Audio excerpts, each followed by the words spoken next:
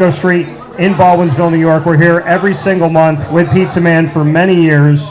And of course, we're always supporting the team that is right down the road, the Baldwinsville Bees, their athletic programs all throughout the year. And I'm very happy to be here tonight with the Baldwinsville Bees Boys Soccer team head coach Tim Scheemaker and somebody we already heard about, Enzo Falso. Please give Coach and Enzo a round of applause.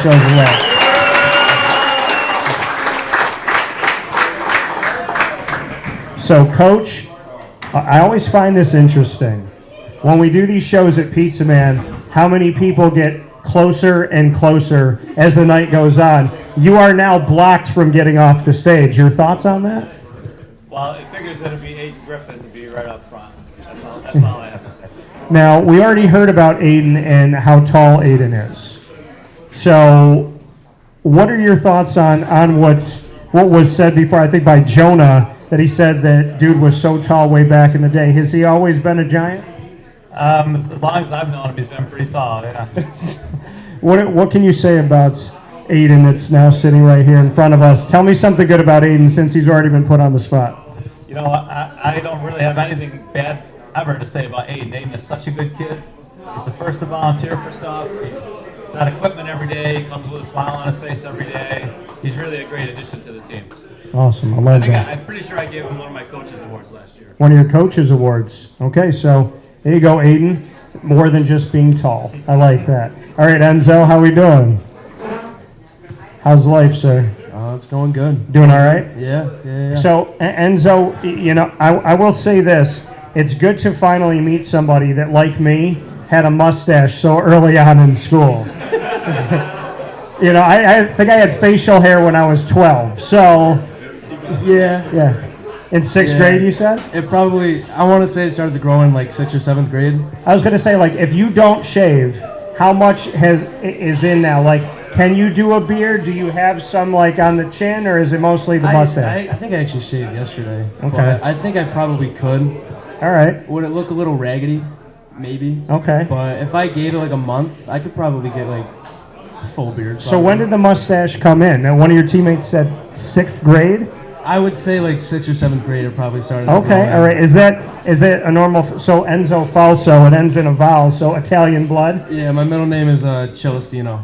Celestino? Celestino. Yeah. Where did that come from? It's my dad's name. Your dad's name. Dad's. Celestino. Yeah. That's a nice name. I like that. I respect it. Can anybody spell it? No. No. Okay. Have you talked to your other men in your family about when they got their facial hair? Have you asked Dad? So, funny enough, my grandparents, they still live in Italy. Okay. So what part of Italy? It's called Suyo. Okay. It's right in between Rome and Naples. Okay, all right, yeah. But so we actually went back there for this past Christmas, and I saw a picture of my dad in the 8th grade, and it was like the stereotypical 90s mullet. He had the turtleneck on, gold chain popping out. Yeah. No mustache though. So your dad looked like Sebastian Maniscalco. Yeah, I like that. Yeah. I can respect that. All right. So Enzo, I'm going to ask you this, since we're both Italian, right? So if you had to bring somebody into the family, so to speak, which of your teammates that's not Italian would you like knight into the family, so to speak? My Italians know what that means when you welcome them in. Can I kind of like eliminate some people first? You can eliminate some people. Right. See, typical Italian, we got to get rid of some people before we get to the other ones. So you got to just weed through. That's what you got to do. Definitely not Joey Salam. Okay. Not Joey Salam. He's not. Did Joey get closer? Is he up here with us now? Where's Joey? All right, there's Joey. Owen Eric and Braden Schrader are probably a no-go. Okay. They're kind of close. Okay. I'm trying to think. Dylan Blaisdell's almost there. I would say Dylan Blaisdell's pretty close. That you would bring in. That I would bring in. Okay. But all right. If I had to choose one now, I think it would be Jack Dutter. Jack Dutter. Okay. All right. So I still can't get over that. Which one would you bring into the family? Let's talk about who we got to get rid of first. I like that. I respect it. All right, Coach, I'm going to go back to you for this.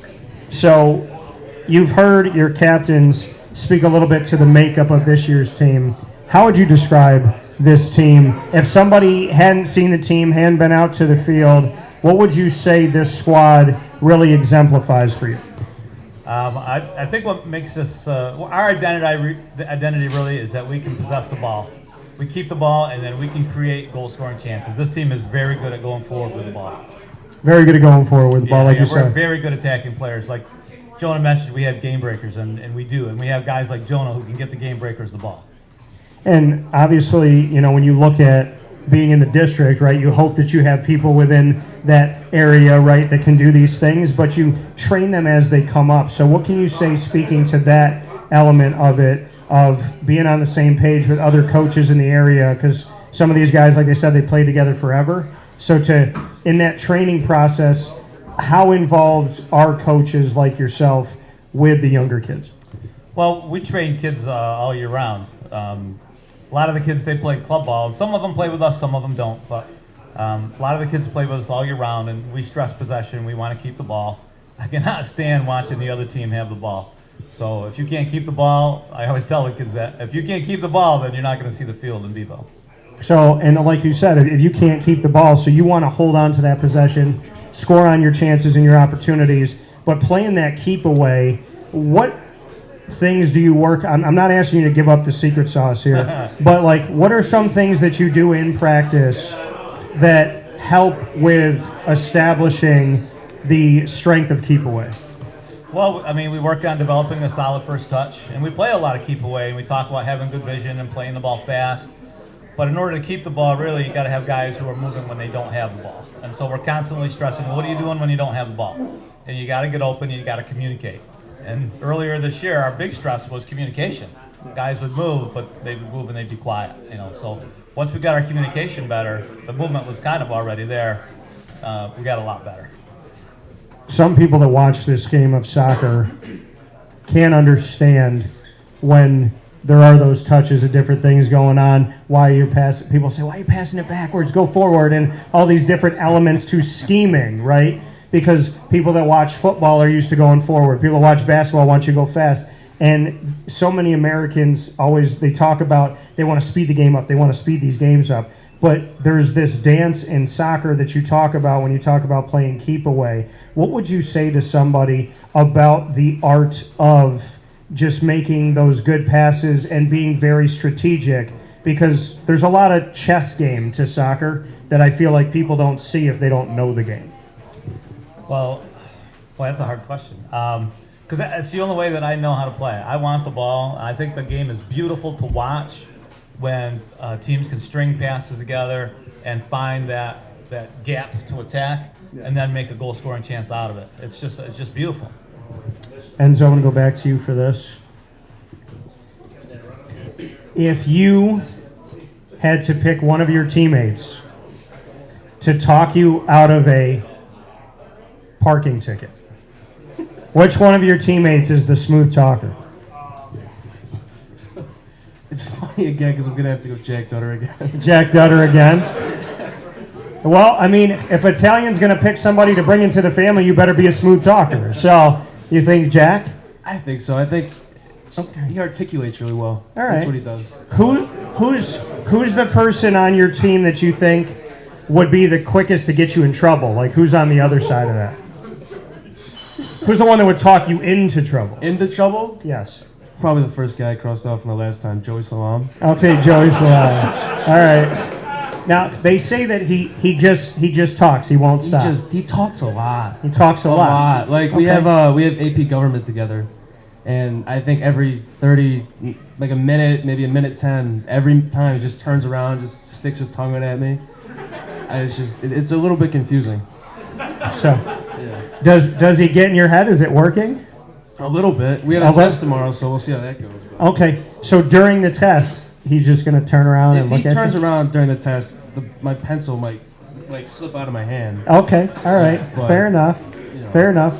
So we heard Coach talk a little bit about this season. Enzo, for you, what's been so special about this 14-2 run up to this point? at least for me, I think this is just like a group of guys that really want it. They really want to win. Like the past 3 years I've been on the team, they've all wanted it, but there's something about this group where it's just we all came together collectively and really kind of put all of our personal goals aside and really wanted to work together as a team to try and win sectionals, win regionals, and then get to states again. When I asked you that question, the entire room went dead silent. So I want to speak to that because not every team has this thing called discipline. And when you were talking about why you believe in this team, collectively, there was that discipline of like, let's listen to one of our captains. Let's hear what he has to say. How important to you is discipline? Because an undisciplined team that's very talented, as we know, can lose games. It's huge because, like again, in the past we've had really good players in the past. I can name off some, but it's just I don't want to say this group isn't talented, but I think there have been teams in the past where there's been like just a little bit more talent at the position, but they didn't want it. They had different priorities, like they wanted to go out on the weekend, or they wanted to show up late to training, or they didn't want to go to summer practices where everybody here showed up day one ready to work and like ready to kind of get the ball moving and ready to show up and play. Why do you feel like there's been that difference? I mean, when you talk about a more disciplined, more responsible team than in the past, why do you feel like that has happened? Honestly, I think it's part of the fact that we had what, I think 15 seniors this year. So I think that we've all gone to school with each other for 7 years now, and it's just the fact that every day you see these same people, and you kind of you almost become like-minded, and you want to see the best for them. You want to show up, you want to help them achieve something, and then vice versa, they want to help you achieve something. So I think the fact that we're just such like a really close, really tight-knitted group of guys, that really helps out. Coach, for you, how have you seen that over time, the development of a more disciplined, more responsible, more focused group? We've seen you win in the past, but how did you see this team kind of evolve itself? Well, I mean, like one of our mottos is, get a little better every day. And so when these guys come to practice, I mean, we had some issues early in the year, and we talked about it with the group, and we worked on it, and we just kept saying we need to get a little bit better every day, and we would talk about the things we need to get better at, and they responded. And a lot of we talked about, cleaning up the details of the game. And when we cleaned up the details, the wins started to come. And these guys were right there. They come to training every day, like Enzo said, and they're focused.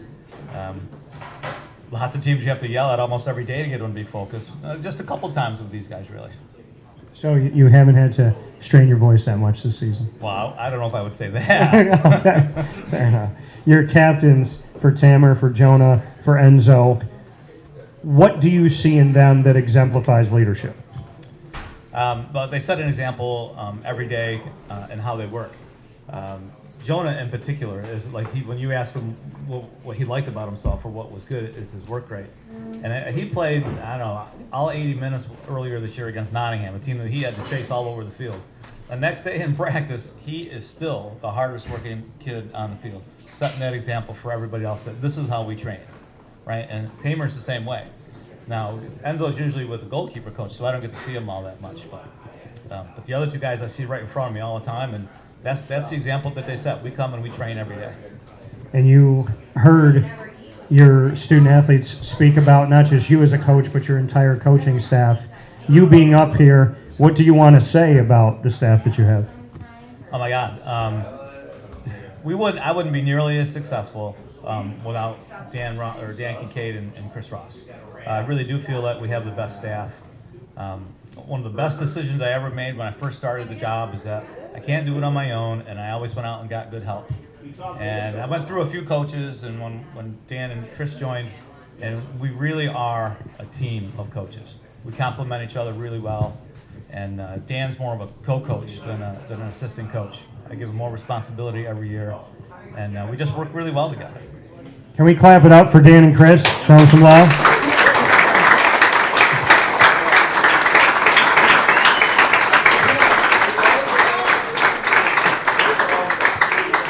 So, Coach, before we get into rapid fire, 14-2 is great, but there's more to be had. Every year, my goal every year is to win the sectional title. Yeah. And so we got a bonus this year. We won the league title. That's always great. Second season starts on Tuesday, and it's a 2-game season for us. Hopefully, it's a 2-game season, and that's our goal every year, to be the best in our section. You know, and for you to have all that success in the section, and I know it starts there, and then you can go on from that once you take care of business.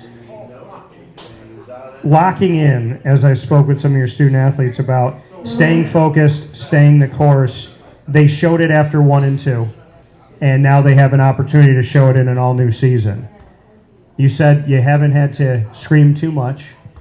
So when you get into practice now, and we got about a week to go before we get into sectional playoffs, what is it about this group that makes you believe that they will be absolutely focused as if they haven't won anything yet? Well, all you got to do is say we won the league title on a Tuesday, and then Thursday we had to go over to Liverpool with no legs. You know, we played 2 days before, and we went up by a goal, and we gave up a questionable goal thanks to a questionable refereeing call, I felt.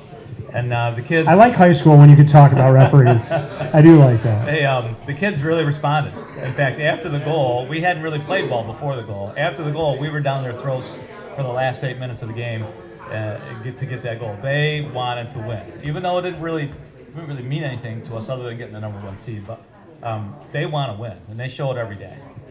So you're saying, like, even though they knew they had something in the bag, yeah, they just won't stop. No, and when you watch them train, we got guys that train like that every single day, and you don't really have to say anything to them, and they set the example for everybody else. We have good leadership, we have good skill. Our defense has gotten so much better. I like our chances. And I do want to say something to the background for you, Coach, about why you wanted to get into coaching, why you wanted to be a leader in this, because you can love the sport of soccer, you can play the sport of soccer, but when you're coaching it, it's a different angle, it's a different element, there's different stresses, there's different asks of you. I know you said you don't do it by yourself, but why did you get into coaching, and what keeps you in coaching? Well, I'm a pretty competitive guy, so I like the competitive aspect. I've always liked jobs where I could be in charge of what was going on and kind of be the architect of what's going on. And I felt like that when I was teaching at OCC. Nobody told me what to do. I get you got to teach these things, then go ahead and do it. And so I love that about teaching, and I love that about coaching. There's not something really special about being the architect of something. You have a vision, and you work with a group of guys who are like-minded to achieve something. You know, I've won individual stuff golfing, but there's nothing more special than winning something with a group of people all working towards the same goal. I love that. And the world needs to see more teamwork, don't we? I think so, yeah. Enzo, before we get into rapid fire, for you, why simply do you love this sport of soccer? I grew up watching it. I grew up playing it. Actually, my family were just trying to figure out like my yearbook picture for the throwback one. Yeah. And we were scrolling through. There was like 20 from one season of me playing at the YMCA, and it was just like that kind of reminded me how much like I do love this game. Yeah. And like what it means to me. And even just spending time with like my family, just doing it. Like me and my brother every Sunday, every Saturday. He's a Man City fan, I'm an Arsenal fan. Okay. So most days they play on the same day. But just it's kind of become like a thing where you wake up, you watch the games, then you get on with your day. And then that just kind of it brings people together. So it's always been a part of your life. It always has been. I hope it will be for the. Yeah, well, keep working and it will be. All right, let's do some rapid fire, Enzo. What do you got for me? I asked first. You asked me first, yeah.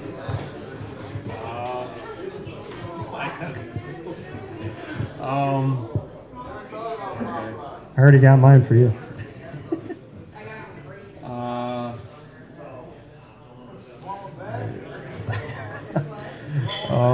Any question, any topic. Anybody want to ask a question? You had time to think about it. had like 20 minutes. I thought I was gonna get a couple questions asked to me, and then I could build off of that. Okay. But, Do you want me to ask you, and then you can ask me? All right. Well, you said that you go thrift shopping, I do, yeah. and I asked you if you were an Oregon fan, and you said no. You just found it thrift shopping. Yeah. So, what's the best thing that you've ever found thrift shopping?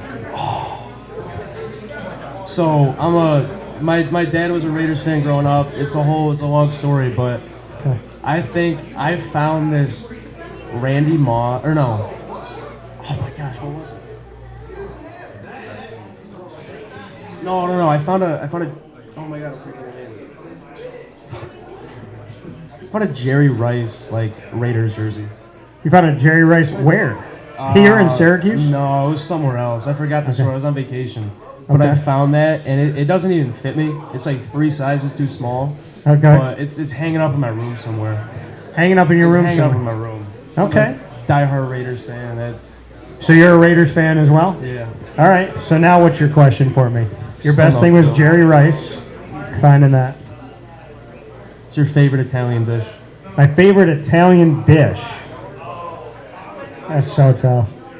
I'm probably gonna say my mom's mom, my G mama, her stuffed shells and meatballs, because she would put the meatballs in the oven, she'd crisp them up, and she would literally. I remember one day she took them out and she would just put a pick in them, and she would just give you. It was almost like a lollipop. She'd give you the meatball on the stick, no sauce, and it was the best thing in the world without sauce. So I'm gonna say probably stuffed shells and meatballs from G Mama, and then my other grandmother I called Gammy. I would say it would be her chicken noodle soup or her veal, either one of those. So yeah, I miss them. I miss all that stuff. All right, Coach, what's your question for me? Enzo, I didn't realize I was going to have to do this. I was over there thinking about, well, this is the best I could come up with. I was just wondering Okay. who your celebrity crush would be. That's it. So it's tough because there's a couple. So, oh man, that's all right. So I'm gonna give you a trio in no specific order. Jessica Alba. So I'll hit my Hispanic blood for that. Jessica Alba, Megan Good, and Jennifer Aniston. I'd have to pick those three. They're all different, so I'd have to pick those three. All right, Coach. My question back to you: who's your celebrity? I'm just kidding. I'm not gonna do that to you. I was ready for that. Okay. All right. So, all right, Coach. If you took over my show for a day, and it was Wake Up Call with Tim Scheemaker, who would be your 3 guests on the show and why? Doesn't have to be sports, can be anything. I think Clint Eastwood would be my first choice Okay. because he's the best ever. All right. Could they be passed? Yeah, they can be passed. I would love to talk to my father again. I respect that. And my celebrity crush, I'd love to talk to Kaylee Cuoco. Kaylee Cuoco, okay. Big Bang Theory, all right. Okay. What would you say? What would you say to Dad? I can't. Okay. I can't. Well, Things I didn't get to say when he was alive. I will say this to you, Tim. When somebody talks about someone and it easily kind of makes you crack your voice and you see those tears behind the eyes, you know that you had a genuine, meaningful relationship that will withstand somebody passing, will withstand that time apart, and will find that way back when you're in heaven together again. So I want to clap it up before I go tonight for your father so that he can hear us in heaven. Let's clap it up for Dad.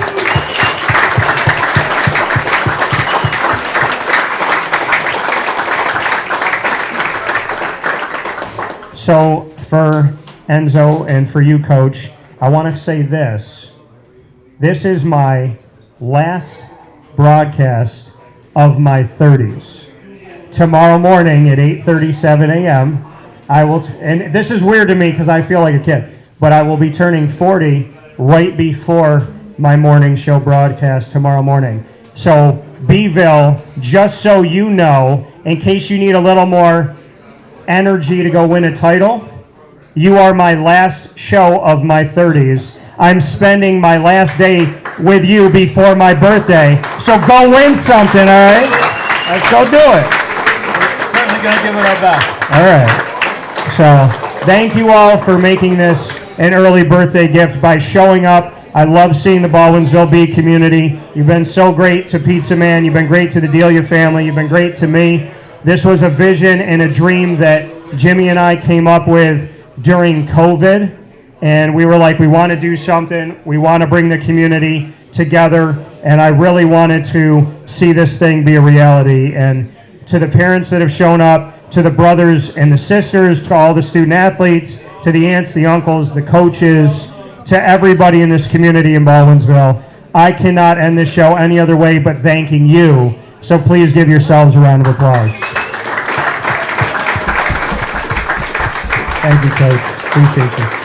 Thank you. Appreciate it. Enzo, shout out to the mustache over here. Let's go, Enzo. Y'all have a good night. God bless in the playoffs. Thank you.